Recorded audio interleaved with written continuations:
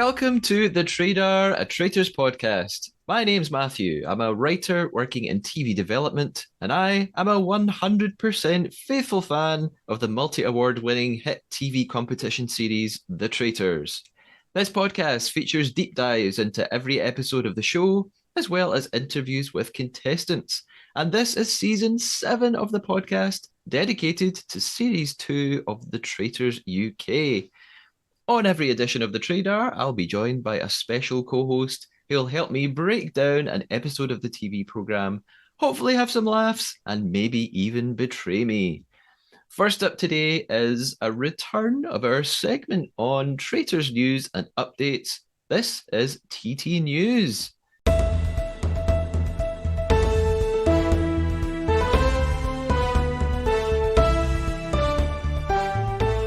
The new series of Traitors UK is off to a flying start with overwhelmingly positive reviews from The Guardian, The Metro, iNews, and The Telegraph.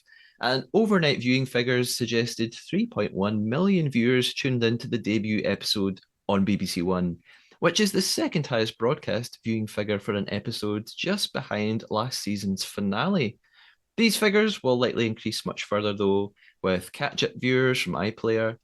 And the figures were probably impacted by, weirdly, the World Darts Championship final, which was airing at the same time as episode 1, and drew lots of UK viewers because 16-year-old Brit Luke Littler had made the final and lots of headlines along the way.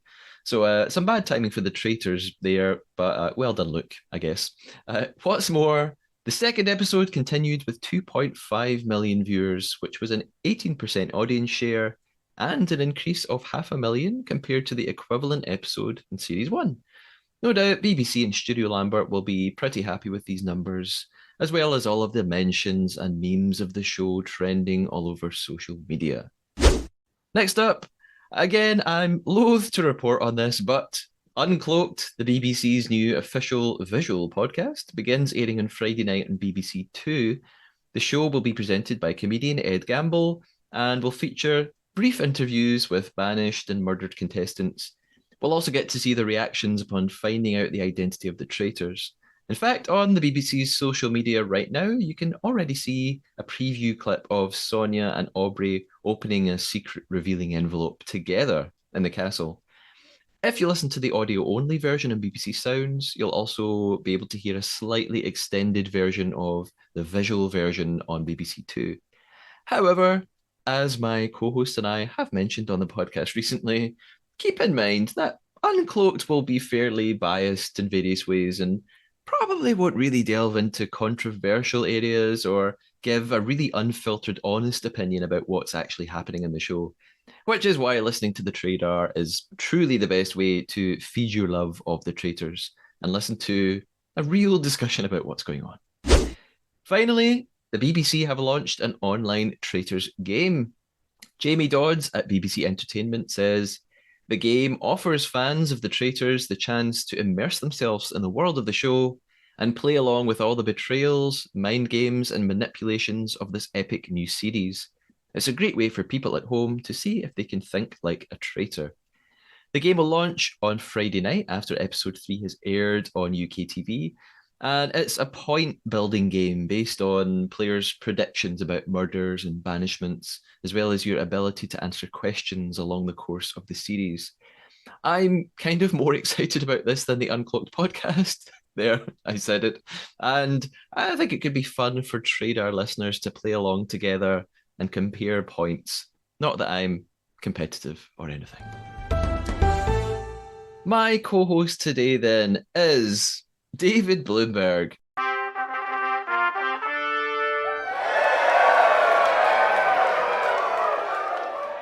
Now, if you've listened to the Trader before, you already know David. He hosted the entire Trader season for the Traitors Canada, co-hosted our spin-off season on Survivor UK with me, and has covered every Traitors finale with me since we began the podcast.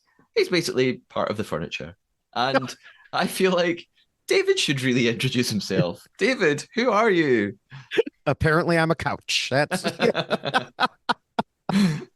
Well, for those who may not know me already, I have been covering reality TV for over 23 years, starting with the first season of US Survivor. I initially wrote about it online, expanded to newspaper columns, had my own reality TV websites for over a decade. I'm probably most well known for having written up a set of rules to help people play and win Survivor, which I expanded to other shows as well. No, I have not expanded them to the Traitors yet. I have been asked, including by a traitor. Uh, uh, and then for these rules, each week I would write a column about why each person lost, ending, of course, with why someone won. Uh, Eventually, my websites went down a few years later. Those particular columns were reborn into a podcast on the Rob Has a Podcast network.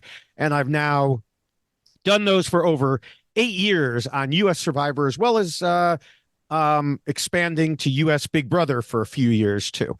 And on top of all that, I post reality TV videos on TikTok, YouTube, and Instagram, and I'm on the Tradar. Yes. I'm so It's just a shame I couldn't find anyone with any more experience in reality yeah, I know, I know. I'm TV. sorry, you know. Now, David, we are going to be talking about episode three of Traitors UK Series 2. But I am really eager to know what you think of episodes one and two. What do you think of the contestants so far? Who are your favorites? Who are you not a fan of?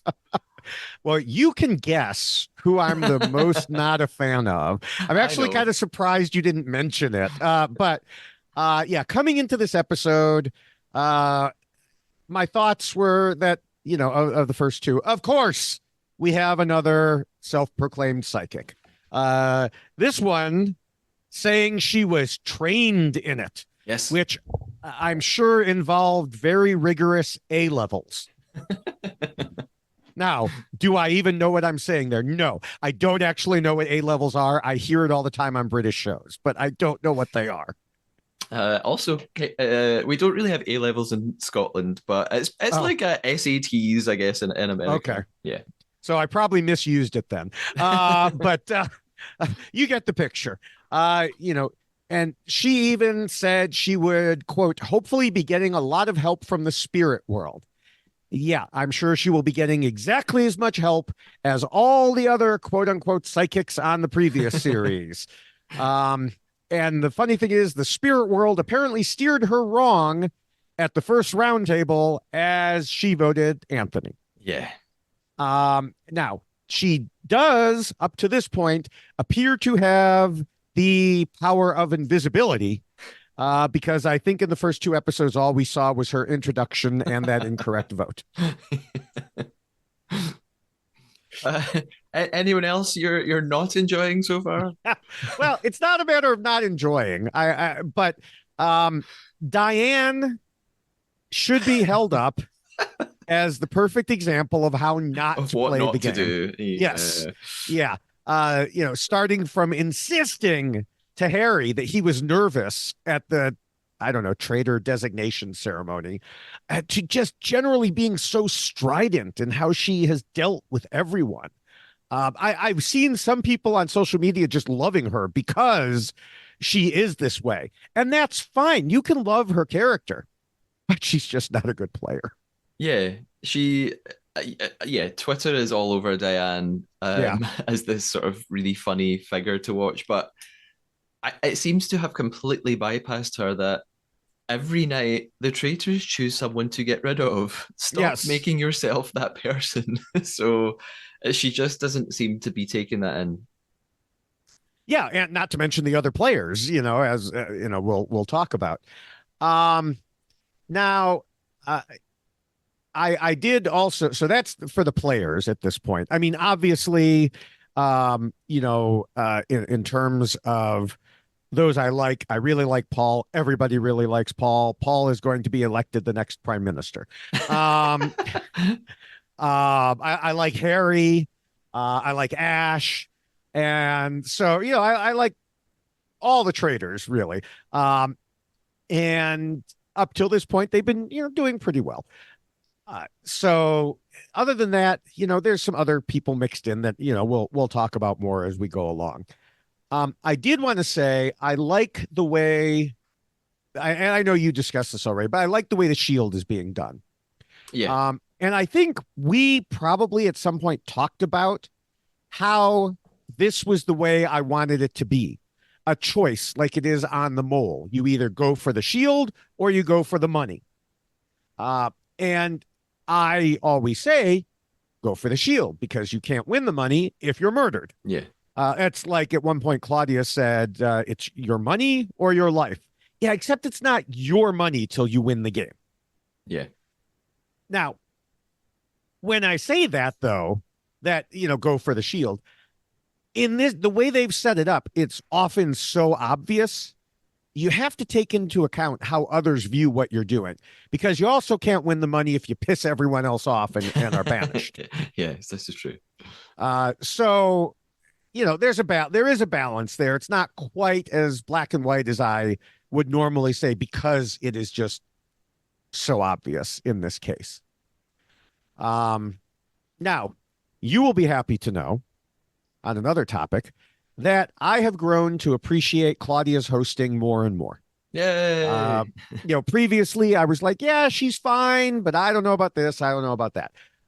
She's not only funny, but previously I guess I didn't really like the way she got involved, but for whatever has changed, I do. I like the way that she's getting angry at them for taking too long or yelling at them to hurry up. Normally the way I viewed it before, I'm like, oh, she's getting too involved. But the way she's doing it, I don't know if it's different this season or just my own state of mind. But I really found that to be funny. And at one point, she even turned to the camera in one of the episodes and said, "I really shouldn't be getting this mad," or something like that. Yeah, she does. I think it's all the British TV shows you've been watching. You're becoming an Anglophile. You're I developing our British sense. I've been watching British TV shows since I was like in high school. So If uh, if people like Claudia, I definitely recommend the Graham Norton show, the New Year's Eve edition of the Graham Norton show. Claudia was a guest, and she talked a little bit about the new series of the Traitors. But she just in general was really funny. She was on the couch with Mark Ruffalo and Emma Stone, who had mhm. no idea what the Traitors was. But Claudia did a good job of sort of bringing it to life, and she was a really good laugh.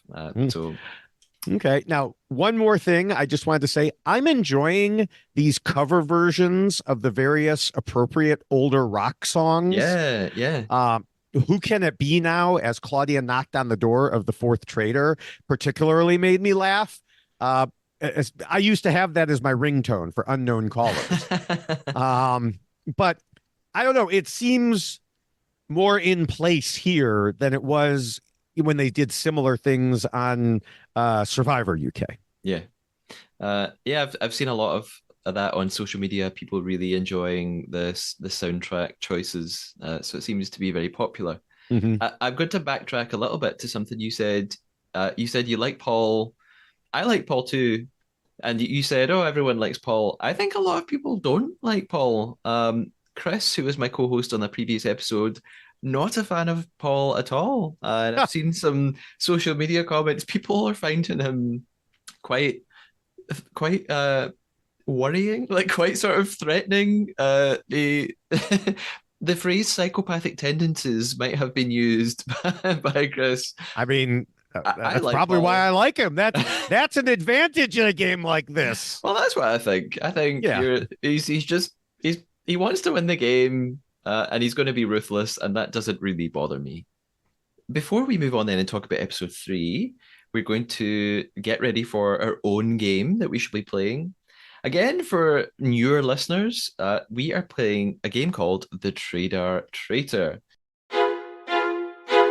The goal for David and I from here on in is to be very sneaky and devious and tell a lie to one another.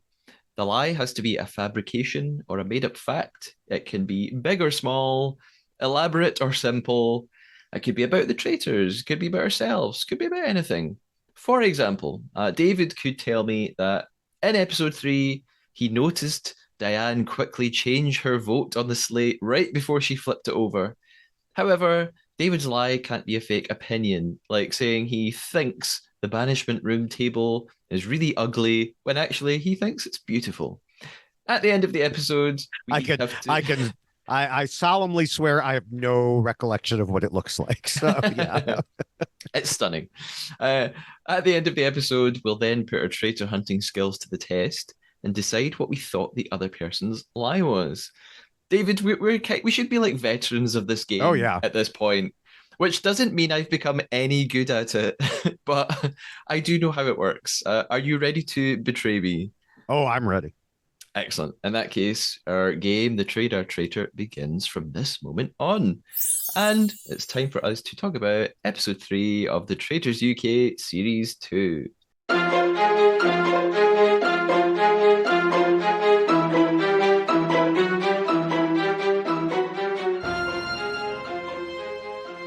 So we start off with a bit of a recap. What's come before? We're reminded that the fourth traitor was revealed in episode 2. The fourth traitor is Miles. Aubrey was murdered off by the traitors. Diane is obsessed with Anthony, but also has suspicions about Ash. Sonia was overwhelmingly banished at the round table with 15 votes, but she was a faithful, of course. Diane had this very Yes. strange reaction that she probably shouldn't have had. And it looks like Kyra, Johnny, and Meg are up for murder. We begin at breakfast then. There's a little further kind of flashback to Traitor's Tower that still keeps things vague. We just see them discussing a little bit more who they Hmm. might want to murder. In the breakfast room itself, Aubrey and Sonia's portraits are up on the wall. They have the big red crosses through them to remind us that they are gone forever, unless there's some wild twist and they come back, which I don't see happening. Yes. Anthony has a chat to Diane at breakfast. He kind of wants to start over with her, and she's nodding along. But in her confessional, in her interview, she says she still thinks he's a traitor. Paul brings up Diane's this weird celebration that she had at Sonia's banishment when she shouts out yes as soon as Sonia said that she was a faithful. Um, she reiterates why she did that. She says, well, she thought her insistence that Sonia was a faithful was vindicated in that moment. Um, but Diane thinks this makes her look good. She's saying, well, at least people know I'm not a traitor, and I don't know if that's Well, totally watertight. I mean, I think they would know she's not a good trader because someone who's a trader should not be celebrating at the banishment of a faithful. Yeah, You would hope they would be smarter than that. yeah. Uh, but I don't know if people. I mean, you could probably convince yourself of anything in this game. So Yes. I can Yeah. imagine people seeing her doing that and then convincing themselves, no, she is a traitor, and she did that deliberately to act Hmm. like a faith. So I don't know what effect it's going to end up having long term. Well, we'll see at the end of this episode. Yes. It kind Yeah. of does have a bit of an Yeah. effect. We just don't know the outcome. Uh, Charlie also thinks that Diane's reaction was quite strange. So, we know that Hmm. this is going to stick around for a while. During the discussions at breakfast, Ash's name is floating around, and Miles and Harry, who are traitors, notice this. They're a little bit worried. Maybe some foreshadowing there. Andrew tells Paul about Zach's theory, his strange theory from the day before. Zach came up with this theory that Diane was a mother to a son who was here in the game. Interesting.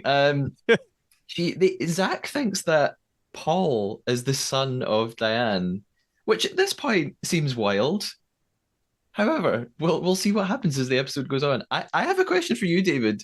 Do Okay. you think Zach is a Big Brother US fan and was influenced by Cerie having her son in the Big Brother house?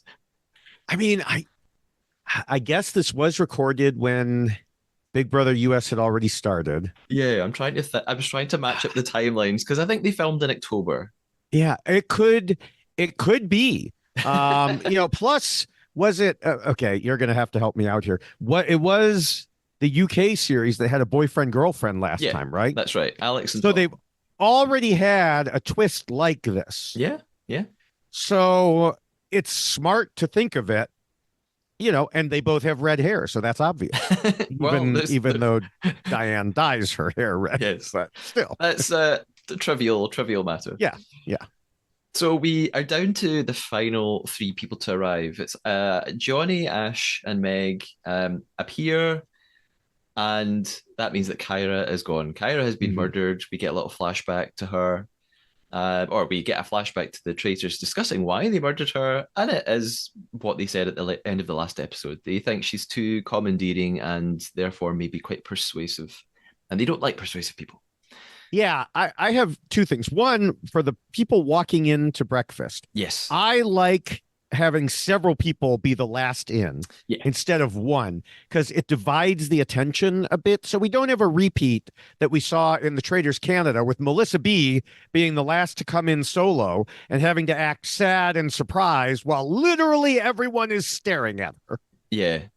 Yeah. I Uh, hadn't thought of it that way. Like I'd thought, oh, this is good because it avoids the final person walking in as a right, faithful. But yeah, right. you're right. It makes it not so difficult for one single person to have to act a Hmm. certain way. I hadn't thought of it like that. So Yeah. yeah, that's smart.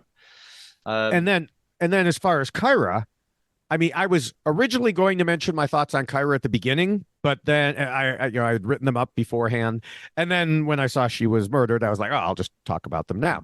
Um, you know, she ran to get the very first shield, but then complained about the red team getting the shields in episode 2. yes. Someone even pointed out at the round table she was being a hypocrite, but she denied it, even though it was plain as day. That's exactly what she was doing.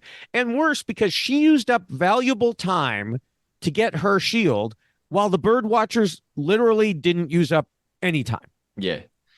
And, but then we hear from the traders that she won everyone over. So I guess she did something right, except it showed, like you said, her persuasiveness. If she could put herself into this bad a situation, she dug herself this deep a hole and she still got out of it with everybody. Oh, we need to get rid of someone like that. Yeah. That makes sense. We see Kyra receiving her letter telling her that she's been murdered. And there was a moment here that also really made me think of you, David. She acknowledges that she was too outspoken. And I thought, oh, that's quite sort of Mm-hmm. self-reflective. She says, yeah, I probably didn't really find the balance. And then proceeds to say, moments later, her favorite line, but I have no regrets. And I Oh, thought, God. really? You don't regret the thing you just admitted cost you £120,000? Okay. Um, you do you, Kyra. Yeah. Yeah, that's definitely, I mean, there's a good reason you thought of me for that because, yeah, it's the same thing. Um, Wild. but even the previous, when Aubrey was murdered, I don't remember. I didn't write it down. I have a video of it that I'll be posting, but he said something, and then at the end of it, he was like, "Oh, they probably thought I was this and this and this," and they said their loss, and I'm like, "No, it's not their loss. It's your It's your loss. loss. Literally, it's literally your loss." Yeah, but I always, when I see these moments of people being murdered and receiving the letter, I always imagine myself in that scenario. I would be devastated. I'd be so mad at myself. I'd be going, oh, I wish I had done this and that. Oh, this is so annoying. I wouldn't be going, well, do you know what? No regrets. Like, I'd be mad. I think a lot of well, it's a couple things. One, a lot of people don't really understand themselves. But the thing was, she said, like you noted, she said, this is what I did wrong. Yeah. And then the other thing is, they don't want to beat themselves up. Yeah, sure. Yeah. That's why we're here.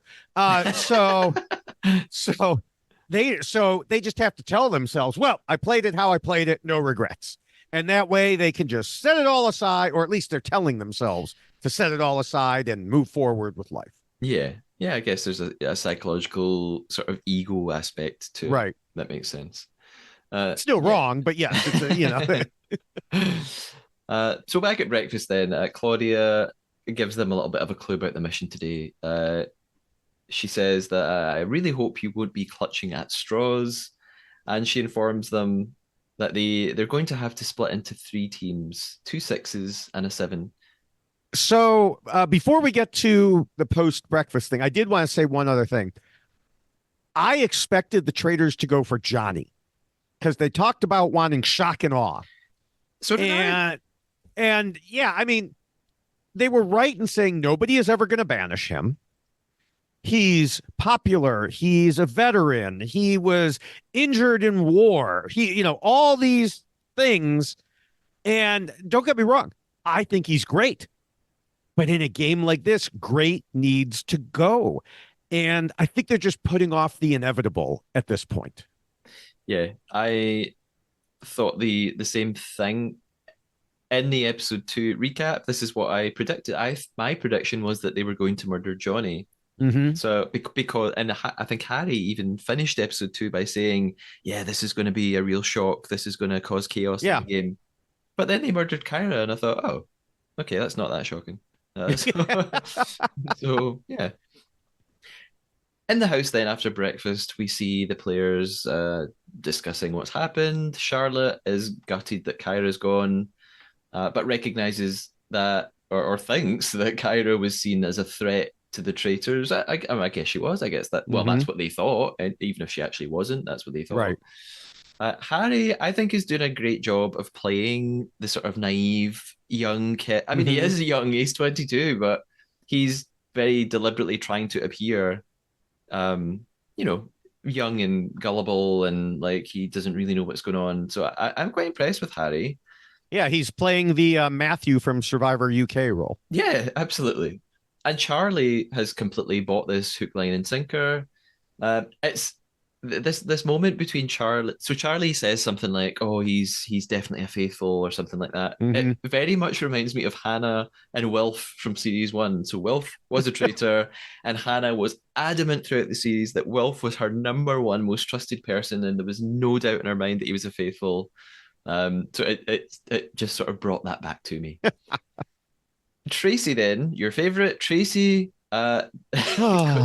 goes into clairvoyant mode in Okay, the can I just kitchen. take this over now? Because I'm going to have stuff to say about this. Or do you want to? Well, I'm probably going to say the exact same thing. Well, not the exact same thing as you, because I'm not quite as skeptical as David. Like I want to be a believer. I'm quite open minded. However, even I will admit that when Tracy says, "I see a lot of things in your childhood that have made you into the person that you are," I was like, that's just every human being. Yes. Okay. So now you've launched me. So here I go. Okay. So yes, here I go. I type out my notes beforehand about Tracy being invisible, and then we get a whole segment on her. And she starts by saying it's been very difficult to tune into individual auras. Yeah, because they don't exist, and you're not dealing with willing clients who want you to tell them things and want to believe. That's why. But she has this reading with Anthony. And it sounds at first like he's skeptical too. So he's trying not to give anything away. Yeah. And she's immediately wrong about his star sign, Yeah. saying he's a Capricorn when he's actually a Leo. Maybe his moon rising is in Capricorn or whatever. Yeah, okay. Um, and then she blows right by it. As soon as he tells her, "No, you're wrong," he blows by it, which is what all supposed psychics do when they're wrong. They want you to ignore the misses and remember the hits. That's standard. And then she goes to those general statements that apply to everyone, which is another standard tactic. You already mentioned the key one. And as a matter of fact, this is so standard that there is a fake astrological reading that was made up by, I believe, the magician and skeptic, the amazing Randy. And it's used in demonstrations. So I was a guest at a college class on pseudoscience. This goes back, I don't know, 15, 20 years, something like that. Um, and I did the same thing. So the professor told that he got the birth dates of all his students. And then he told them he was having an astrologer do individualized readings for them. And so I come in playing the role of the astrologer, and I hand them each envelopes with their names on it. And we ask them to read them in private. And then we have them raise their hands. How many think this is very accurate? How many think it's accurate, etc. And the vast majority thought it was dead on, just like every other time this demonstration has been done. And then we had them swap. And as they start reading, they realize they have all been given the exact same astrological reading. Yeah. It's with such general statements, and they all thought that it was individualized for themselves, and it was just amazing. And it's exactly what Tracy is doing here. And so, yeah, like you said, everyone's going to say yes, or almost everyone's going to say yes about this. And if he had said no, she would have blown right past it.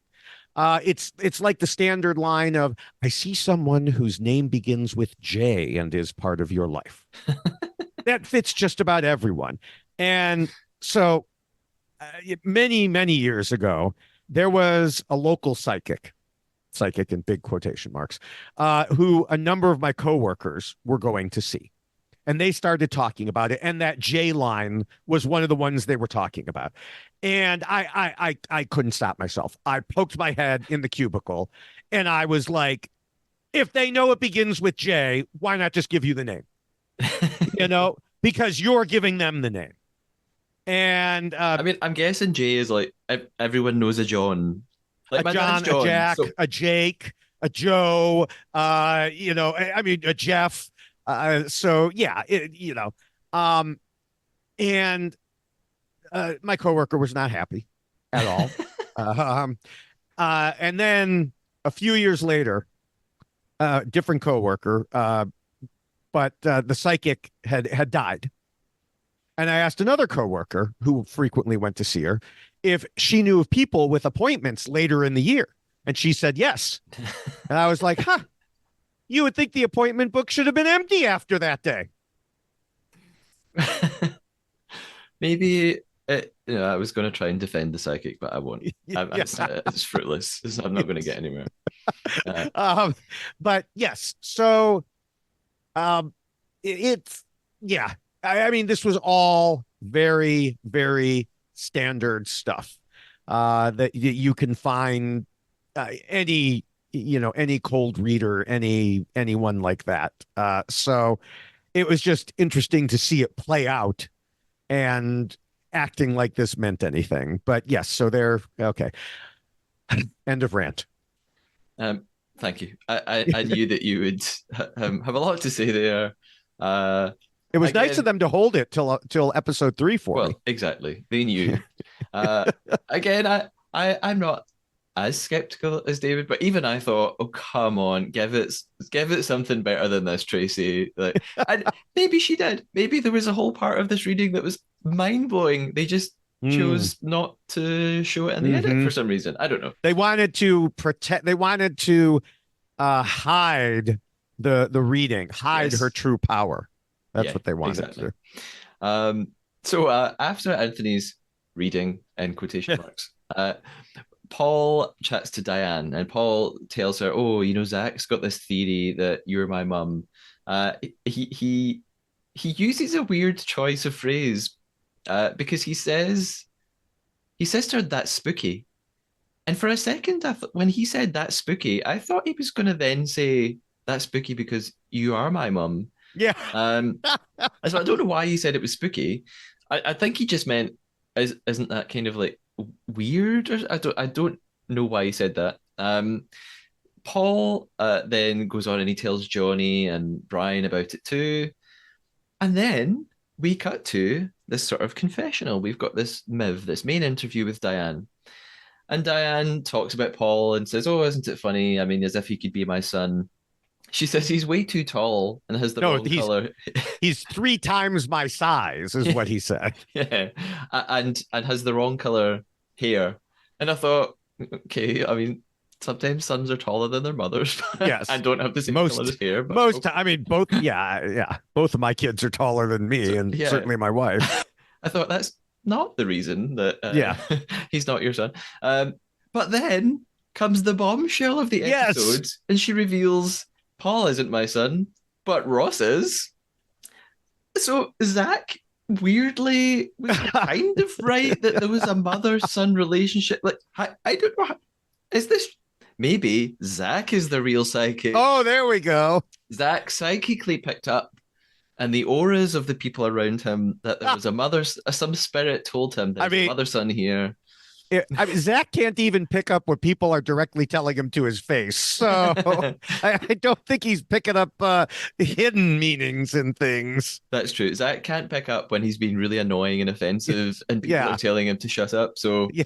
but it's still weird. It's very bizarre that they kind of almost got Diane kind of almost got rumbled in a way. Right. Um, what's brilliant about this moment is there's this like dramatic montage of Hmm. music and photograph. Someone on Twitter said it was like a scene from a Saw movie, like these photo montages of Diane and Ross as a young child, and we get a flashback to Ross on the train with Diane saying, "Oh, I applied because my mum put me up to it." Yeah. And then we've got a clip of Ross in his interview, and he says this really funny thing. He says, "So it turns out Diane is my mum." Like the way he says it turns It out, turns out. Yeah. as if he just found out. Yeah. Like, turns out she's my mum. Like, it really made me laugh. That would be an episode of like a daytime talk show here in the US. I don't know if they Exactly. have those. I don't know if they have those by you, but yeah, they have Yeah, like Montel. I mean, this is a bit old yeah, now, but like Ricky Maury Lake and Povich. yeah, Yeah. Maury and Jerry Springer. Um, yeah, there's another flashback as well to him talking to Diane, and he says, "Well, I'm going to have to call you Diane. I can't slip up and call you Mum." Yeah. Which would be great if he does that one day, like at a round table. That would be the best moment. I'm Well, I'm manifesting that. I mean, so on US Big Brother, they had a similar situation, a mother and son. And to avoid him accidentally calling her mom, there was another older woman in the house also. Yeah. And he was like, and so he was like, well, can I just call you Mama C and Mama Fee? And Okay. called them both Mama. And therefore, if he accidentally slipped, no one would have thought anything about it. And Ah. on US reality TV, in my opinion, far too often, they call the older women Mama. Okay. And I mean, it happened on the most recent US Survivor, too. It was Mama J, who was Julie, Yeah. who, yeah, she does have kids, but her kids were not as old as the people she was playing with here. Yeah. And so it just happens frequently that the older woman gets tagged as Mama whatever, which is often not real good for their game. But in this case, he did it apparently very specifically to avoid accidentally slipping. So he what he so yeah, what he needed to do here was say, Diane, can I call you Mama D? Probably wouldn't be the same in a British show. It would be like Yeah. Mum D or something like that. And even that, I think British people would find it really Yes. weird. Yes. But that's a clever tactic that the US Big Brother guy used. I Hmm. think that's quite smart. So if yeah, if I mean, I'm now just desperate to see if at some point in this series there is some slip up. I mean, of course, I'm jumping ahead a little bit, but Yeah. Diane may not be around for much longer for us Right. to find out. So we don't know. And again, we've talked about this already, but this all reminded me that in series one we had Alex and Tom who Hmm. were secret boyfriend and girlfriend, and then it did come out in the open because Tom chose to just tell everybody one day, which ended up being a catastrophic episode that Yes. was amazing television. Um, Now, but the other thing was that I thought it was funny that she blindsided her own son by bringing it up in front of him yes, without, they're all standing in the kitchen and she's like, so, I hear that you think my son is in the game, to Zach, I guess. And he's just like, what the hell's going on here? yeah. Yeah, it's almost like she was like toying with Yeah. Ross, like she wanted to make him laugh or something. It was a great moment. It's, I mean, it's definitely heavily produced. And what I mean is, they've obviously been cast together very deliberately, and I Hmm. reckon they've been told, look, it would be great if you didn't tell everybody, keep it a secret. And they've gone along with it and thought, oh right, Hmm. okay, yeah, we'll do that. Well, I think they'd be pretty dumb to not keep it a secret after, especially after seeing what happened last Yeah, season, like you just mentioned. You know, yeah, I mean, if if I find out that there's a mother and son in the game, oh no, I'm getting rid of them right away. yeah, Whether I'm a traitor or a faithful, but especially as a traitor, I'm getting rid of them right away. yeah, because they have a natural alliance that you Right. just don't want. You don't want two Yeah. people who are going to help each other out no matter what. I mean, unless one of them is really brutal and backstab. Like if Ross voted out his mum, that would be amazing. Or actually, worse if she voted out her son. Yeah. um, but I love it. It guarantees built-in tension. It guarantees a Hmm. bit of storyline. I mean, unless one of them had been banished or murdered in the first two episodes, that the producers probably would have been really annoyed about it. But Yeah. they've made it to episode 3 anyway. So after this revelation that social media is going wild over, we move on to the mission for the episode. Claudia says that it's all about what you think of your fellow players. She tells them there's £10,000 available. It reminds me of a task in series one where they drove around in the cars and they had to follow a path, and there were clues along the way Oh yeah. about a certain. It was very very similar. So the Now, teams have.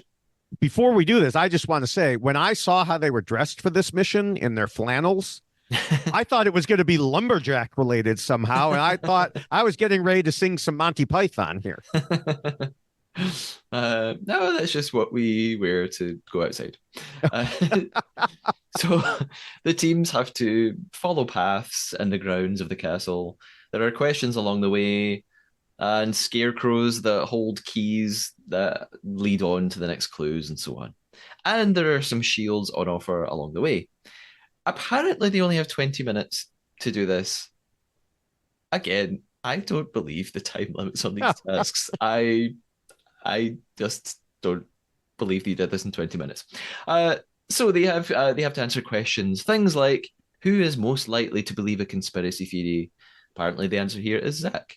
According to the group, who is the biggest sheep? The answer turns out to be Brian, which could have been a moment that we then forgot about for the rest of the Oh episode. no, But this no. ends up being a very crucial factor in what unfolds from here on in. Yeah, so I want to. You know that I had to comment on Tracy and the conspiracy theory stuff. Yeah, I don't know why they think it's Zach. That's the first part. Like I know Zach is, just says whatever's on his mind, but initially someone said, well, yeah, it's obviously Tracy. And she even said it, though sarcastically. If you believe in the stuff she does, she's like, well, I guess that means I believe in conspiracy. Yes, yes, it's actually been shown scientifically through studies. If you believe in that sort of thing, you believe other conspiracies. yeah. And so, yeah, I absolutely would have been like, no, it is Tracy. It is Tracy. And then, so for it to be Zach, I was just like, whoa, okay. It's it's almost like people just don't like Zach, and so therefore anything negative they put down him. Yeah, I mean, the only thing I can think his job is he works in politics. He's like a political Mm-hmm. advisor or something, but he also has a YouTube channel, and I don't know what the YouTube channel's about, but Ah, I don't know if that people knew that and thought, oh well, if he does that, maybe he watches like wild YouTube videos or something. okay. That's just a guess. Um, what I did wonder though during this mission is how did they get these answers? So we know that the answers are based on a Oh, questionnaire that the contestants completed before the game, but I still don't really know how that works. Because so there are they just asked questions like who do you think is the biggest mm-hmm. conspiracy theorist? In that case, they didn't. At what point in filming, I wonder, did they do this? They obviously had to get to know each other a little bit, so they must have done this after maybe the first 2 or 3 days. My guess is they sent it with them overnight or Yeah, something yeah, like like the that. night before. The night before, and then they tallied it up. Um, because there have been challenges similar to this in Survivor, where they just quickly fill out something Hmm. and then they have to, in this case, it's for individual challenges. And they, have like a flipboard where they say, okay, who do you think was voted the most likely to stab you in the back, or whatever. And yeah, by the end of it, we even saw a couple people saying, "Well, I wrote down this person. Did you write down?" Okay, if both of us and a couple others wrote them, they must be the answer. Yeah, So they were kind of metagaming it. yeah. The final question in the game is who is most popular? And the answer is Paul, Well, which duh. I find very interesting. Well, you love him. Yeah.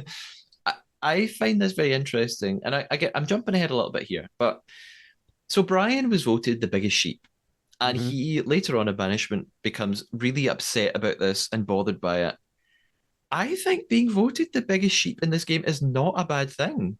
Yes, exactly. You've been It's reading my notes. if He anyone should be worried, it's Paul. Yes. Yeah, he was like, I'm going to be more vocal. No, you're learning the wrong lesson here. Who cares if you're a sheep? Sheep are usually safe in this game. Yeah, Your way all the way to the end. I don't care. Now, the one thing is, in the other car, they were discussing targeting some of the quieter players, but who cares? I mean, the other thing is, there've been what? Was there one vote or two votes so far? What I mean, there's been one banishment. one banishment. How can you be the biggest sheep from one banishment? I think it was maybe a little too early to, ask a question like that. Yeah, Um, so yeah, no, I totally agree with you. It's like be a sheep until you need to turn in, take off the disguise and turn into the big bad wolf. yeah. I mean, great for the producers. Must have been like the excellent. This is exactly what we wanted. We Yeah, wanted this to stir things up and cause conflict. But yeah, Brian should have been quite happy to be voted the biggest sheep because yeah, it means that well, I'm not really a target. They don't think I'm a right. traitor if I'm a sheep. So interesting. Yeah. Back to the mission though. They arrive after following the set of clues and the answers to the surveys. They arrive in this field of gold, which is loads of creepy scarecrows and a sign that suggests that the scarecrows who have hats on may contain shields and the others may contain gold. It's basically then a race against time to rip them apart and find what Hmm. they can find. Zach finds a shield. Well, Uh, Zach first tells everyone to go for the gold and and then secretly then finds a shield. goes for the shield and tells us, well, I might look like a hypocrite, but I wanted to be safe. Uh, and this goes back to the what I had said earlier. His problem isn't that he's in danger from the traitors. He's in danger of banishment. And quite frankly, he should already know that. But like we were saying earlier, he can't read what people are directly telling him. So yeah, I said earlier, a shield is more important than gold, but you have to take into account what others think of you. And Zach clearly is not taking that into account at all. Yeah, and we see Charlotte gets very annoyed with him for this very reason. Mm-hmm. She's annoyed because he told everyone not to go for the hat scarecrows, and then does that exact thing. Jasmine also gets a shield and claims she didn't know the hatted scarecrows had shields. I mean, I don't think I believe that. I do. I mean, unless you like if she was I don't remember which group she was in when she was running up there. But if you were like the third group running up and you already saw people tearing into scarecrows, I you guess might not have stopped to get all the details. that's true. Yeah, maybe I was being too harsh there. Sorry, Jasmine. Uh, After the mission, then we go. We're back in the cars. Ash is trying to suss out what everyone is thinking. She says that she's trying her best to channel being a faithful. She's trying to take on that mindset and think, Mm-hmm. well, if I was a faithful, how would I behave? What would I do? Paul is half pretending he's really worried about being seen as popular, but he's not really worried about it. And we've talked about this. I think he should be very worried about being seen as popular. Well, he should be if he were faithful. Yeah, What he shouldn't be doing, quite honestly, now, and I'm just thinking of this now as you're describing it, he really shouldn't be talking about how he might be a target of the traitors because he's the most popular. Because now, when he doesn't get murdered, people are going to be like, huh, Uh, yeah, that is real weird that Paul isn't being murdered. Wonder why yeah, that is. yeah, he probably should just have never mentioned it again. Right. Just not, Yeah. unless someone else Yeah. brought it up. Don't go there. Yeah. Um, in the cars, Diane brings up Ash again. She thinks that Ash is too quiet and that there's something suspicious about her. We then arrive back to the house. And so before the round table, we have some more discussions around the castle. Mhm. Ross, there's sort of comedic scene. Ross shades his own mother by saying Oh, that his mum's yes. roasts aren't very good, whilst Diane is sitting there and obviously can't really defend herself. Um, Well, she does defend herself. She says, well, then when we're done with this, you should come to my house and you'll see how good my roast is. She does, but I would have loved it if she just said something else like, "Well, my son's a horrible child, and I can't Yeah. stand, and I'm so glad to be away from him. He's so annoying. He doesn't appreciate it. So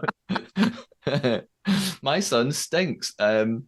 So it made me think of, yeah, it was kind of like a sitcom. This really Or, funny.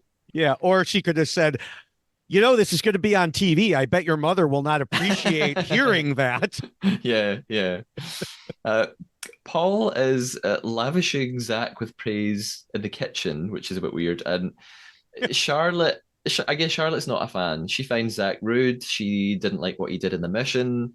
Um, he makes this comment that he thinks is really funny, but it's just so Hmm. dangerous. So she comes in and mentions going for dinner, and he says, "What, your last supper?" And I think, Yeah. Zach, stop saying stupid things like this. Like, it's obviously a joke, but in this game, people pick up on the smallest of things. They already Hmm. did it in another episode, when he talked about sleeping easy, Yeah. and everyone jumped on it and thought it was very sus of him. So he's not realizing that he needs to rein it in a bit. So I mean, I already think he's going to get himself banished at some point. Um, Yeah. I think Yeah. that's how he's going to. I don't think he's going to get murdered.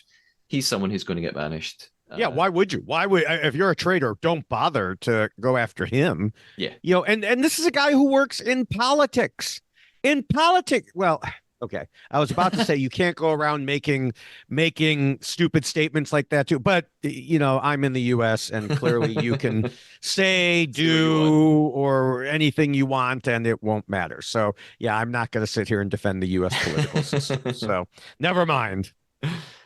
I mean, Jasmine even tells Zach that he's kind of rubbing people up the wrong way, but we cut to his interviews, confessional, and he just sort of laughs it off, saying, "Well, it's just the way I am."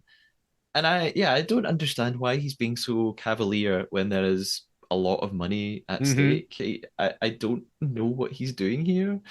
I mean, maybe it's just a nervous thing. Actually, maybe he's very anxious, and he's all he knows how to do is laugh it off. But Hmm. it's very strange to watch. Yeah. Tracy talks to Diane, and Tracy also thinks that Ash is a traitor. David, maybe she's picked up on something here in the auras. Yeah, yeah, a blind squirrel and an acorn. Yeah. um, Evie also notices that Ash is quite nervous and that she's asking people too many questions. She's moving around and asking who everyone's going to vote for. So it's not looking good for Ash right now. No. And then we move into the banishment room. We're at the round table. Okay, so sorry, I just had a couple things before. Okay. So Diane must have heard me criticize her game earlier. She just must have known, you know, because she made a smart decision in saying that while she still believed Anthony is a traitor, she would not mention his name at the round table until more people were on board. And this is something, of course, we've discussed before. You can't just go in there and insist on your way. You need to make sure you at least have a fair number of people on your side. Yeah. So she's learning. She's learning. Yeah. Um, and then the other thing was you mentioned how people were suspicious of Ash, and but then we have Ash in confessional saying she didn't think anyone suspected any of the traitors yet.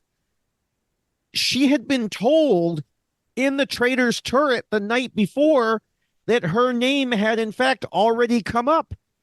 And we know that this was not like some out of place shot from earlier in the game or something because she was wearing her lumberjack shirt. So I don't, did she forget that whole discussion where they said, yeah, actually, we've heard your name come up? I don't know. I don't understand. Uh, yeah, that's unless she just means, well, 24 hours have passed, and Yeah. since Harry told me that, no one's mentioned it, so maybe I'm okay now. Yeah. Maybe she was just speaking like really short term. Could So be. at the round table, Brian wants to begin. Oh, Brian, this is where it all goes wrong. Wow. Wait, hey, come on. You're reading my notes again. My first note is, oh, Brian. Yeah. uh, he's really worked up about the sheep thing from earlier, that he was voted the biggest sheep.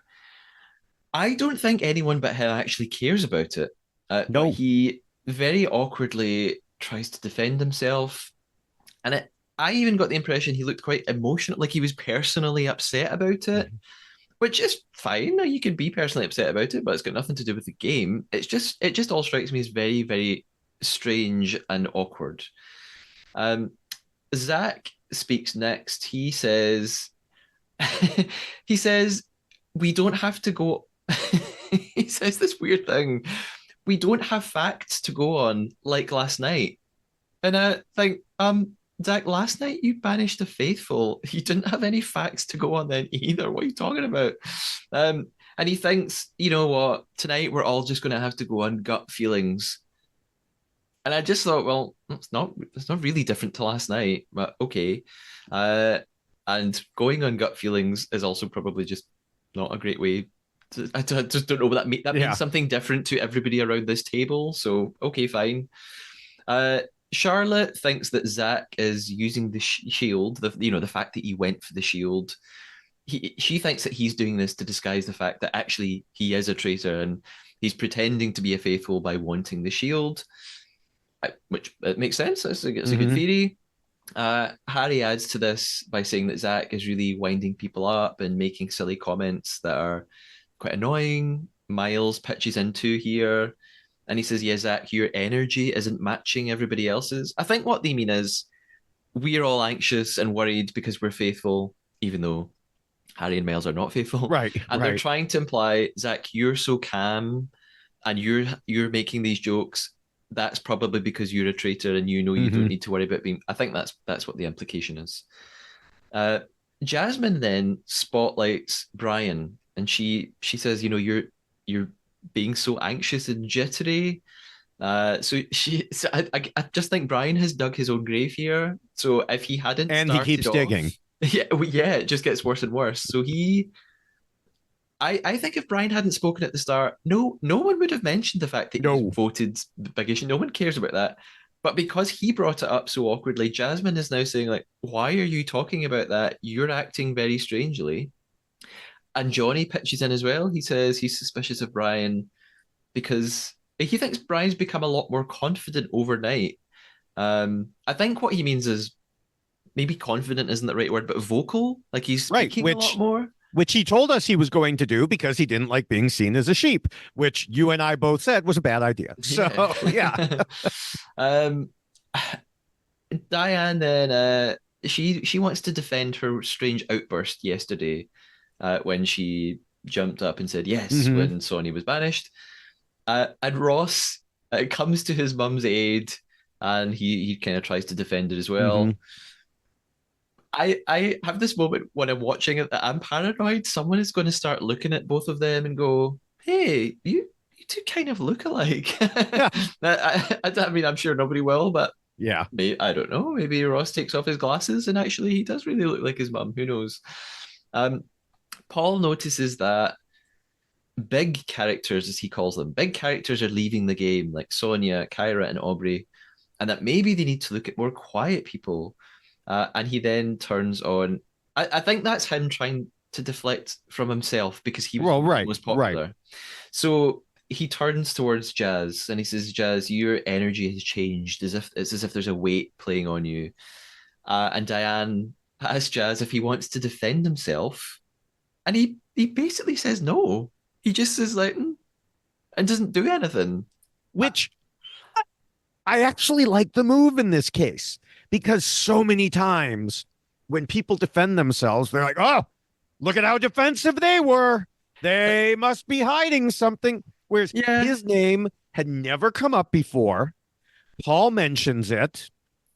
He already knows Paul is the most popular person.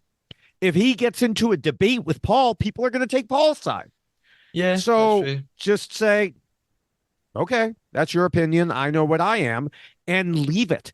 If no one else jumps in on it, you're good.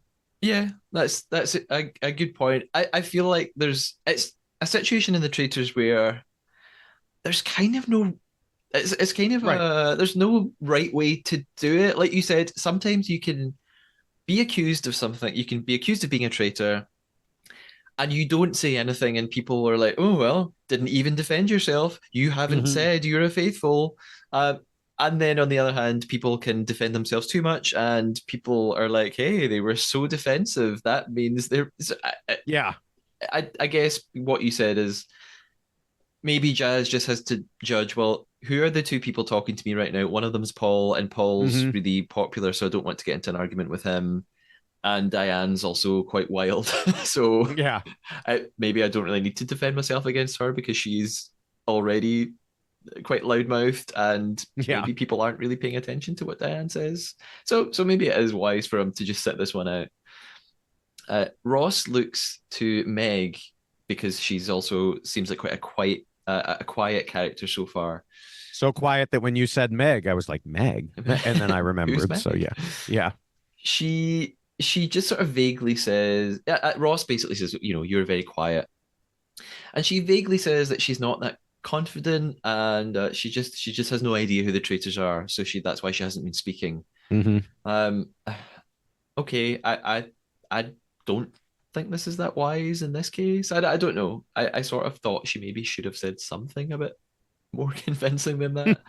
Um, Jazz, it reminded, I think I said this in a previous episode, she reminded me a bit of Alyssa, who was one of the traitors in the first series of Traitors UK, who was likewise very quiet.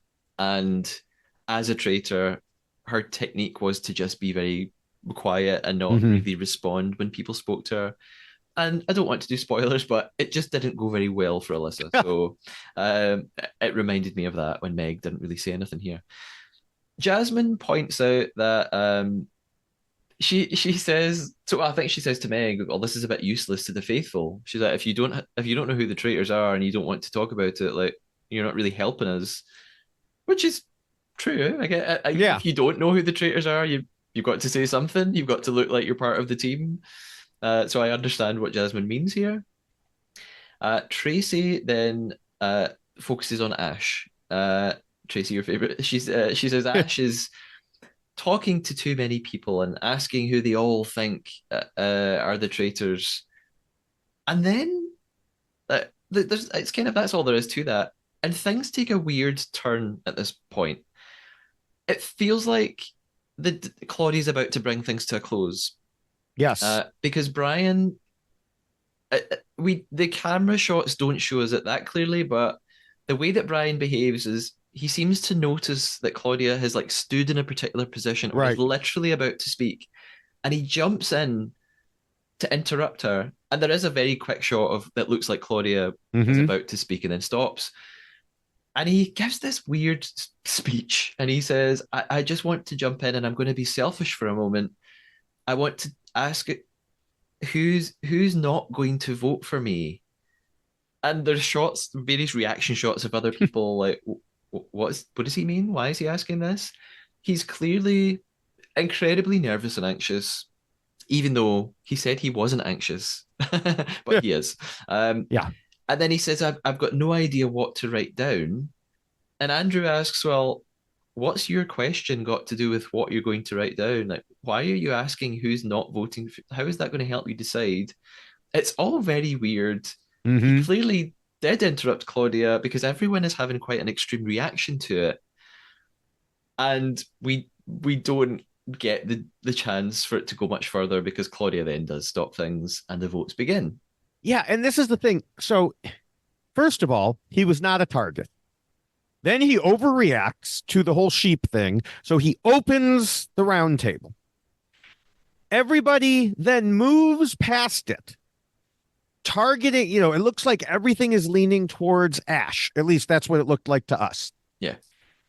And then, rather than just let that happen, he brings it back to himself again, which tells me he was not really paying attention. He was so focused on himself that that's all he can worry about. And he brings it up again. And it's like, are you trying to get yourself banished? Because you're doing a really, really good job of it right now. Yeah. I mean, the only defense I can have is A, he's an anxious, nervous person and he's Right. just overwhelmed and he really can't help it. B, maybe it's crafty editing. And actually, Mm-hmm. maybe they did talk about Brian quite a lot and we just don't get to see it. And so they Yeah. very craftily and cleverly made it look bad for Brian. That could be the case. Possible. It's possible. So the votes start to come in. The first five votes are a complete split. Ash has Mm-hmm. won, Brian has won, Meg has won, Diane has won, and Zach has won. We move on to the next five. And at the end of the Now, next five, oh, yeah. when was Ash? I can't remember when Ash was in there, but um, Ash whenever she was Ash was the, do you mean to vote or to receive a vote? to vote. I'm Uh, not sure she's voted yet. okay. I think I can't remember. Okay, well, whenever she votes, and again, this, like you mentioned, it's the editing there. It seemed to me, well, you know what? I think she was pretty early because she was one of the first votes for Diane. She was like the Okay. first or second vote for Okay. Diane, I think. And at the time, I'm like, that is a terrible decision. Why on earth would you vote for Diane? You know, everybody, especially after the way Brian acted at the end, she should have jumped on board with Brian. And, it could have helped her. Um, and so as it turns out, I don't remember the exact numbers but I was just thinking, you got to jump on board. But again, with the editing, we can't tell how many people were talking about it. From what we saw, I personally would have voted Brian. Yeah. Um, Uh, so, and so I yeah, kind of agree with you, and I will come back to that point. yeah. The after 10 votes, it's Ash at two, Brian at two, Meg with one, Diane with two, Zach with one, Jazz with one, and Paul with one. And the vote for Paul is from Brian. And I can't remember this completely accurately, but I think when Brian votes for Paul, he gives another really awkward Yes. speech. Yes, he was even more nervous, said, I don't think you're a traitor, but I didn't know whose name to write down, so I just wrote yours.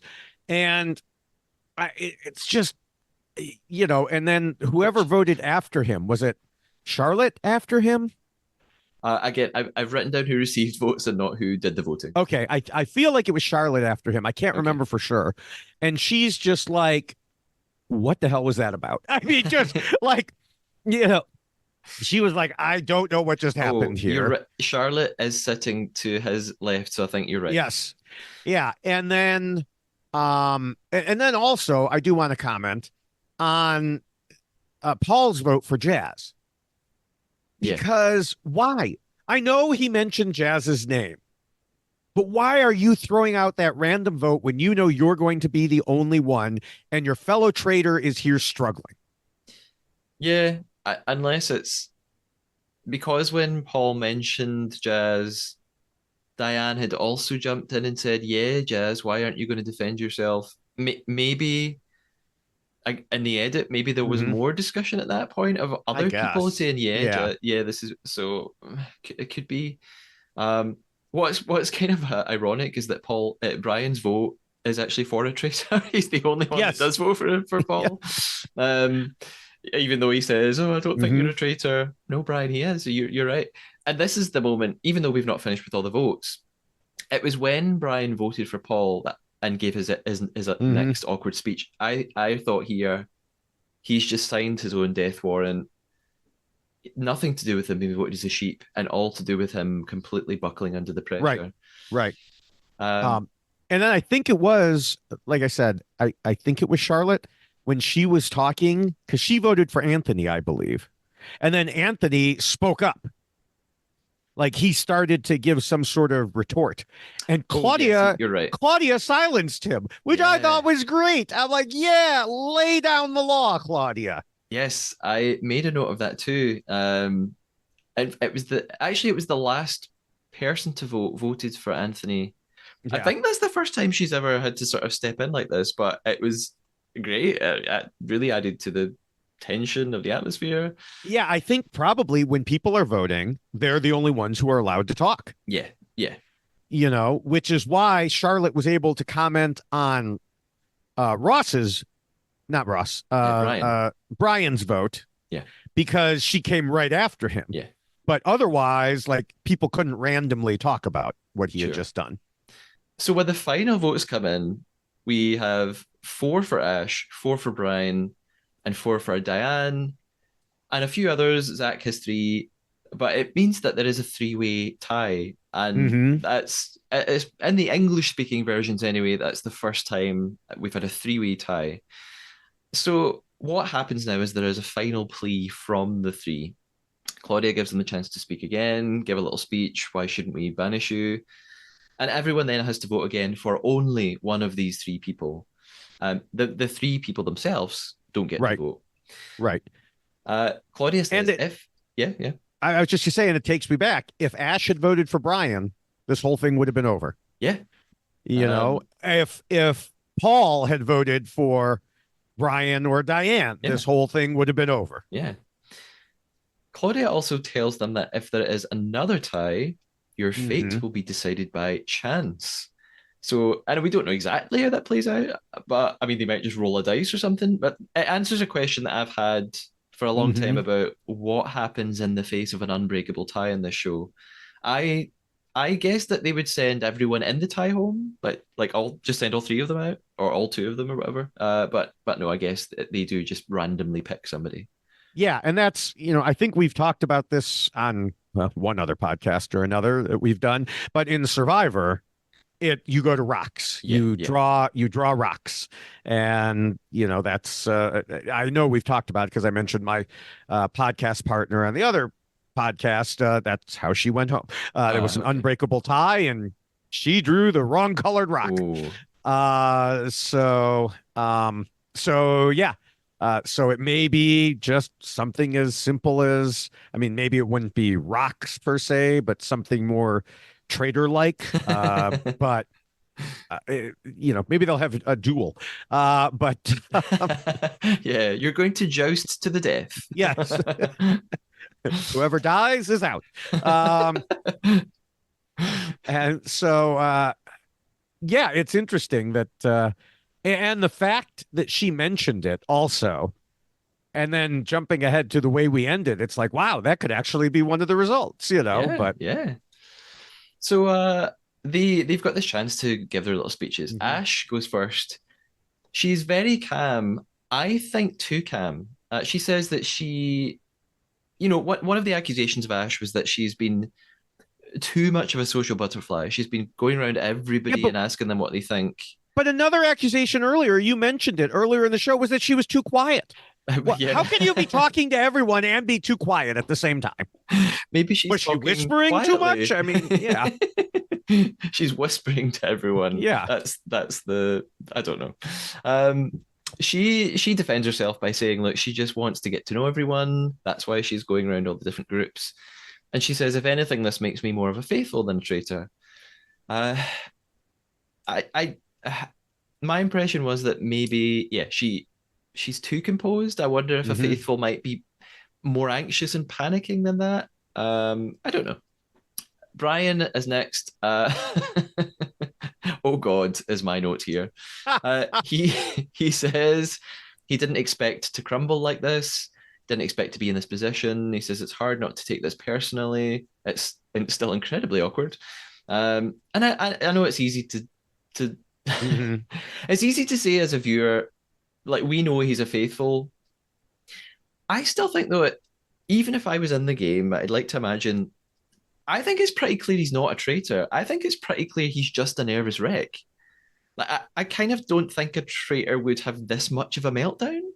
You would think not, but without spoiling anything, we have seen traders have a meltdown before.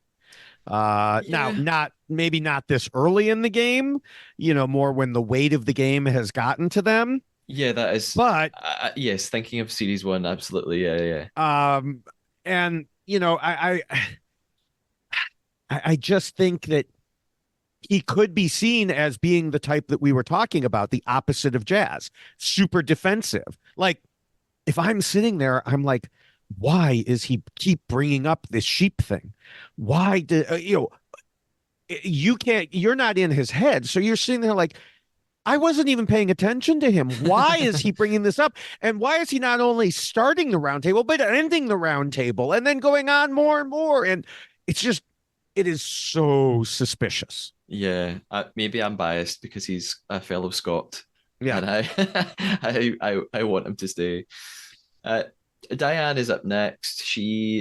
I get says something that she said before in the show. She says she could never be a traitor. She couldn't remember Mhm. all the lies that she'd have to spin, and she makes a joke about being a menopausal woman, so that she wouldn't remember all Yeah. this stuff, which made me laugh. Paul and Harry have this really brief moment where they give each other a quick glance, and Yes. I get the sense they're communicating. We know what we need to do here, and I Right. think the secret signal is we ought to turn on Ash. They think Yeah. that's the way it's going.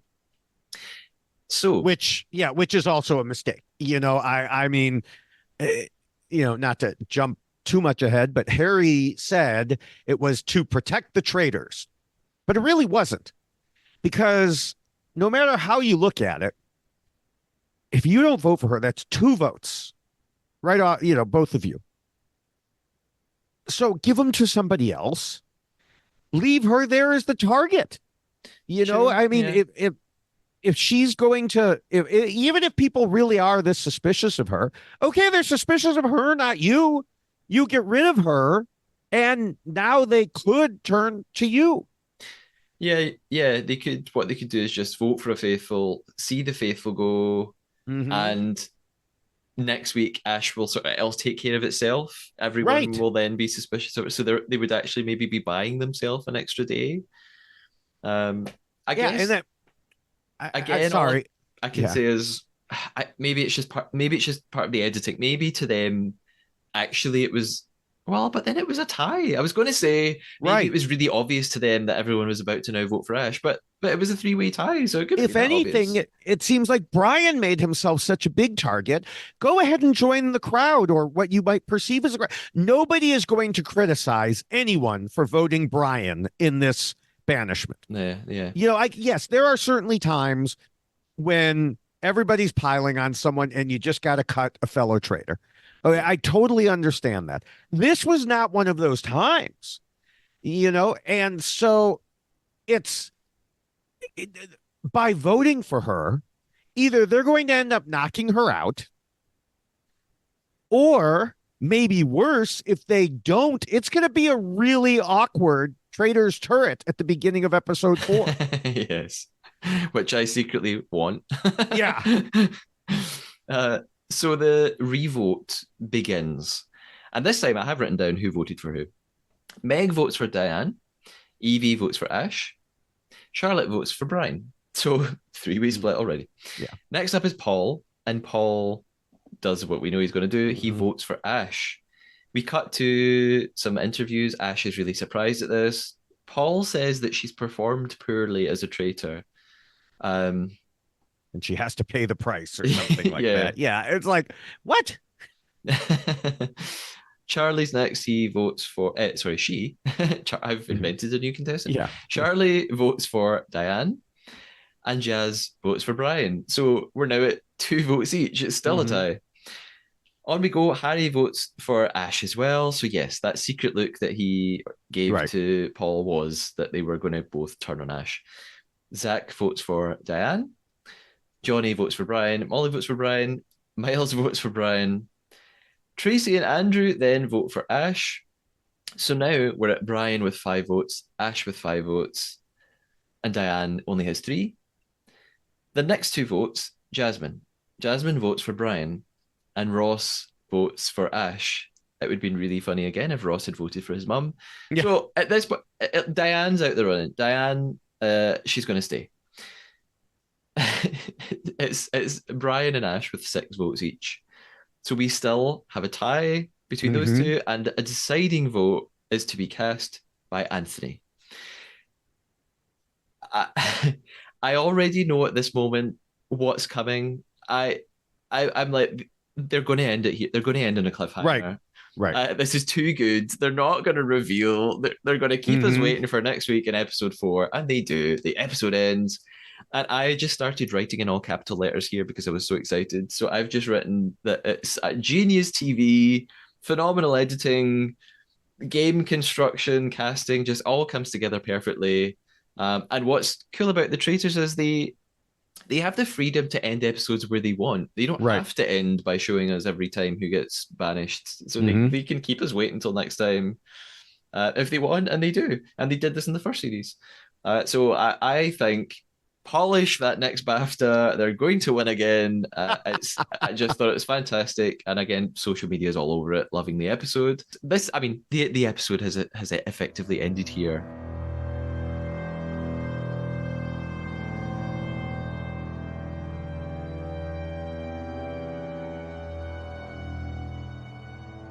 Here's my prediction. I think Okay. Anthony will turn over his slate, and actually, he's written Diane's name, even though it doesn't mean anything now. But he didn't know that Mm-hmm. when he wrote it down. Right. Um, if not, I think he'll have voted. My my list is Diane number one, Brian next, and then Ash. That's sort of my list of likelihood of what Mm-hmm. Anthony's voted. Well, I'm now saying something that's different. When I wrote my notes down, what my notes actually say is because Diane has turned her attention away from Anthony, maybe he wasn't going to vote for it. So actually, I'm contradicting myself. What I have written here is, and this is not my lie as part of the Mm-hmm. game. I just can't read my own notes. My notes are, I think he's going to vote out Brian. What do you think? I thought also he would vote out Brian. Now, the reason I'm thinking this has nothing to do with reading his personality or anything. I'm judging based on the way Ash was talking in her Yes, confessionals. this is exactly what I've written too. Yes, because it seemed to me like she wasn't banished, but was annoyed at her fellow traitors for their votes. Like she's like, it was too soon to do this. And it seems like she's still in the game. Now, 100%. David, you don't believe in psychics, and I think we've been psychic throughout this episode. We have all no, the same notes as each other. I've had a good influence on you, you know, that's what it is. Yeah, I thought the exact same thing. She says this thing in her interview. It's only the second round table, and it's already Yeah, rough. And I think she's recorded that after, and she's survived, and they probably shouldn't have included that in the edit. right. I mean, we might both be proven wrong, but I think the same as you. I mean, the other possibility, if we're reading the edit, is that there was a reason Claudia mentioned it will be a random draw if there's a Ah, tie. Um, Now, I do also think they would have, I think it would be better editing if it was a tie to end it. It's a tie. We're now going to draw randomly and end it there so that you would know anyone can go. yeah, yeah. So Well, it would still only be one of Ash or Brian, right? oh, I don't know. That's what I was saying. In Survivor, the rock draw is the people who were tied become safe. It's everyone else who is at risk. Maybe I didn't make that clear before. Oh, so it's not going to be one of these three. I don't know if they're going to do it that way Okay. or I mean in games of Mafia, which let's face it, Traitors is based on Mafia in a lot of ways. Um there are sometimes I think in Mafia where it's everyone else and sometimes it's just randomly one of the people who was targeted. So it could go either way. But whatever happens, I believe Ash is staying. Me too. Yeah. uh, Um, Any other thoughts on the end of this episode? I have other questions to ask you, but is there anything that you wanted to mention that you didn't get in so far? No, no, we've covered it well. Okay. I wanted to ask you about I mean, and assuming that Diane is still around, how you think the mother-son secret relationship might play out as the season goes on. I mean, Diane is already a target. She has been a target. We've seen targets manage to get out of it before after a little while, but I think she's still going to be a target. And her son's going to try to protect her, but I just unless she changes even more than I mentioned she changed, she needs to just scale it back. She can't be so blunt and brash all the time. Yeah. So it looks like Ross may outlast his mum. Yes, yeah. Uh, we've already seen in the first three episodes then some changes to the rules and the mechanics of the game. Not huge changes. Hmm. Are there any other changes or additions that you want to see as the series goes on? I'd like to see the shields be a little more secretive. Like Okay. so far, they've been pretty out in the open. Yeah. And even was it Jasmine who won the shield by randomly digging in the scarecrow? Yeah. Even she admitted she had a shield, which I didn't understand why, unless she thought someone had seen her, Mm. or she just is completely guileless. But which Yeah. is not good for being on the show called The Traitors. It's just they've been so out in the open, and then Claudia's like, "Does anyone here want to admit to having a shield?" Well, yeah, people saw them get it, so it's not. I mean, it's like winning a Survivor challenge and having immunity. Okay, that's all there is to it. There's no chance that the traitors are going to accidentally get the wrong person so far. Yeah. I mean, I don't really mind that, but I agree with what you said that I think maybe Jasmine just worried someone might have seen me, so I might as Hmm. well admit it because I'd rather me tell everybody than someone outs me. Um, Yeah. I you know how much I hate the armory, so I don't mind the shield winning, being out in the open in front of everybody doesn't really bother me. Um, so in that case, we have some sort of we've had messages and comments Hmm. from people online. I know you've been sent a question from someone quite well known, possibly to listeners already. I we what's great after the first two episodes already that there have been lots of new subscribers to the podcast, which is fantastic. Lots of new followers. I was going to read a list of all the people who've started following, but hashtag humble brag. There are so many that I realized halfway through writing it that this would probably be really boring podcast content. So I'll just say thank you to everybody who's followed. I do really appreciate it. I have some specific comments that people have sent in, mostly on YouTube. Put a couple of messages on Instagram. Gary Rose says he's loving the new cast. Michael Collins, long-time listener, says he says some of the twists, like the fourth traitor being chosen by the traitors Hmm. himself, he says that's borrowed from Norway and France. So he's Ah, watched all okay. of these international versions. Joe Setterfield says he's very excited that Ash is a fan of the podcast, which I talked about in a previous episode. I'm very excited about that too. There's a Yes, same here. And let's hope she stays in. yeah, Another reason to hope she stays in. yes. There is someone on YouTube. Their username is Joker, followed by some letters, and they've been listening to the podcast for a while. Joker says that they hope the new series will live up to series one, and has some players as amazing as Amanda and Kieran, or a great villain like Wilf. Controversial. Some people don't think Wilf Hmm. is a villain, or Marielle from Australia season one, and most importantly, Joker says they will be prioritizing the Trader over the new Uncloaked podcast. So the best listener award ever goes to Joker. Thank you for that. Uh, As it should be. As it yes. should be prioritized. Uh, last couple of comments. Magnus sent a message on X, and like Michael, let me know that actually the unknown traitor mechanic is borrowed from Norway. Hmm. And Magnus thinks that 4 traitors is too many for the game and isn't really a fan of that. And lastly, we've got a message on YouTube from Duncan. Duncan says, great job on covering the show in such a short amount of time. He says, I'm not expecting you to do the US as well. However, Duncan, David and I will be covering Traitors US. So Yes, that we was will. a good reminder for me to mention that. And Traitors US begins very soon, a week today. Well, Yeah, today when we're recording, right. Friday, the 12th of January. Yeah, I mean, come on. I mean, do the producers of UK and US not understand that we watch both? Come on. What is going on here? It's like when Australia and New Zealand aired them at the same time, too. Yeah, it's so frustrating. It's like they only expect people in their own countries to watch, you know? How I short-sighted tell of you. them. Uh, Now, I do want to say, as far as the comment about 4 traders being too much, Yeah.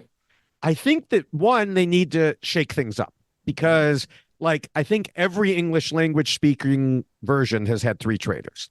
So they're always going to expect 3. You know, we saw by the time Canada was here, they assumed 3 and they were literally counting, Yeah. okay, well, then there's this and there's this and there's this. Um, so I think 4 is good. I think that, you could just fix the too many problem by as soon as 1 is gone, they don't recruit yet. Hmm. I don't think they're going to recruit back up to 4. I think after the 4th one leaves, I would think they're not going to be able to recruit again until they get below 3. Yeah. Yeah. And in fact, even if they are allowed to, they should make the decision not to. Yeah. Um, so I mean, I understand. Yeah, 4 is a lot, but I think there are ways to deal with that as they get closer to the end. So I would agree with that. yeah. And you have a special question. Yes. Yes. So we got a listener question from Doug Swinbanks, who was one of our favorites on Survivor UK. Gone too soon. Gone too soon. Yeah. Uh, and he asked, if you are faithful and you find a shield, are you allowed to secretly pass it over to another player? Now, Ah, it is appropriate that he would ask this because there's a very Survivor like way of thinking. Because in Survivor, if you find a hidden immunity idol, you can pass it to someone else. yeah. And so, there's the question, can you pass the shield? Now, I'm pretty sure we have not heard this possibility discussed on any English language version of the show. So, for those of you out there who are listening to or are watching the non-English language versions, let us know. So the reason you would do this on Survivor would be to mess up the plans of someone in an opposing alliance and turn the votes against them. So they're voting, you're aligned with Joe and they're voting for Joe. So you give the idol to Joe. Suddenly all their votes go away and only your votes count. And poof, you get to vote out someone from there. But it doesn't seem to have the same sort of rationale to give it away here. If you get the shield and give it to someone else, and the traitors try to murder that person, it doesn't backfire on the traitors. It just means nobody dies overnight. So it's not like you're knocking out a member of the opposition. Yeah. You're just saving someone close to you. And yeah, you would gain a very close ally going forward. This person would know, yes, you truly must be a faithful. Unless A traitor word has it gets and they're really out. smart. Yes. And so, in this house, word gets out. And so, first of all, the traitors could just turn around and target you next. And second of all, the other faithful are always either under or overthinking things. And they could overthink it and be like, huh, how did you know to give it to Joe? How did you know the traitors were going to attempt to murder Joe? Mhm. It's almost like you're one of the traitors and you did it as a double bluff to prove that you're a faithful. Yeah. So we need to get rid of you now. Yeah. So even if it was possible, I don't really see an advantage to it. Yeah, I don't either. And I think, I mean, your goal in the traitors is to survive banishment and murder. You want to see the numbers dwindle Hmm. down. So giving someone else the chance to stay in, yeah, I just think what why bother? Why Right. why do you want the numbers to stay high? You want the I numbers mean, to go down every single day. like I said, if you think you can get yourself a solid ally that way, Mhm. I could see it. It's just that every move you make, every sentence you utter, as Zach has found out, you know, people take a look at it a certain way, and it would just be a risk to do something so out of the ordinary. Yeah. Yeah. So I don't know what the actual answer is to Doug's question, but I imagine you can probably maybe that in the mission, in the moment you find it, you could pass it to someone and say, "Oh, here, you have it." Hmm. I think beyond as soon as the mission is done, I can't imagine you're allowed to pass it. I think from that point, you've got it, you keep it. I don't think producers would want people passing them on. I don't know. I mean, there's something that a number of people have talked about on Survivor, which is if it's not specifically forbidden in the rules and it makes for good TV, they're going to allow it. Yeah, well, that's true. If they thought it would make good TV, yeah, I yeah, I don't know. I don't know the answers. I just Yeah, imagine that if one of the players was to ask a producer, producers might say, "No, don't do that." Who yeah, knows? Or yeah. or I it don't know. actually is in the rules that maybe it's in the Right, rule book. right. Okay. That was a good question. I hadn't thought that hadn't even occurred to me that Like I said, it's a possibility. very survivor-oriented question from a guy who got an idol thanks to a clue that was given to him by someone else. Yeah, So, yeah. particularly pertinent. Yes. And before I had, 2 months ago or 3 months ago, I Yeah, hadn't seen Survivor, so I right. wouldn't have understood the relevance of this question. So it all makes sense now. Yes. Uh, David, before we wrap up the game that we have been playing, where can everybody find you? Where could we get your content online? So you can find all my various accounts through my link tree at linktree/David Bloomberg, and there's a dot before the EE in Linktree. Or you could just find me on most text-based social media like Twitter and Blue Sky is at David Bloomberg. And on the video platforms, TikTok, YouTube, and Instagram is at David Bloomberg TV. And Threads, although it is text-based, it's connected to Instagram, so I'm at David Bloomberg TV there as well. I've been trying to spend some more time on Threads and Blue Sky, trying to get more reality TV content there. It's just difficult. So I'm mostly at Twitter, but I'm at those other two.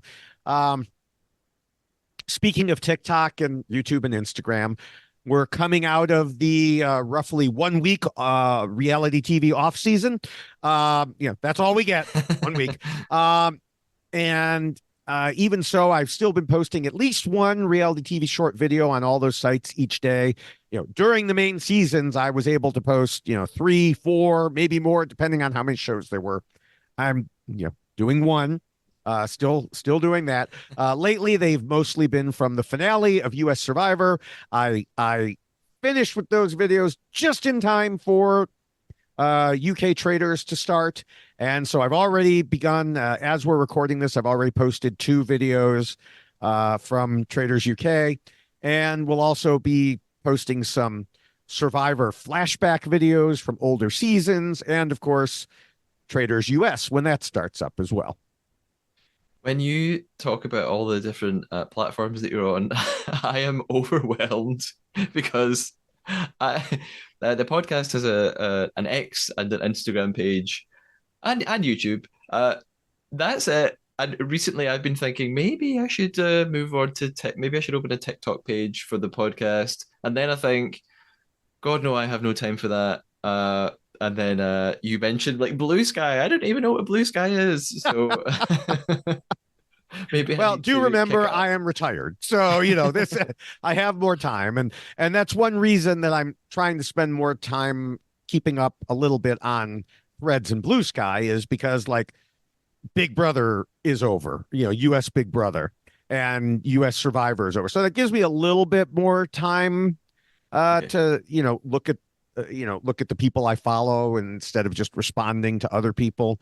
I mean, US Big Brother when it's on it is overwhelming. I will, on Twitter go to bed at midnight my time and wake up at 8 and have hundreds and hundreds of tweets from people I follow because everything, I mean, the people, I don't know how it is in the British Big Brother, but in the US Big Brother, they mostly laze around all day and then all the activity comes at night. And they stay up till like 4 in the morning their time, or sometimes later, which is 6 in the morning. So they've finally gone to bed when I'm waking up. I feel a bit better now then because it's Yeah, I'm not retired, so it's yeah, okay. right. Exactly. So we've been playing our own game of betrayal. We've been playing the Traitor. I have lied to you, I must confess. I actually lied twice. Well, that's, So I I'm was gonna making say, it, I'm trying to help you. I'm giving you multiple yeah. options of what I lied Well, about. that makes the fact that I have no idea what you lied about even worse.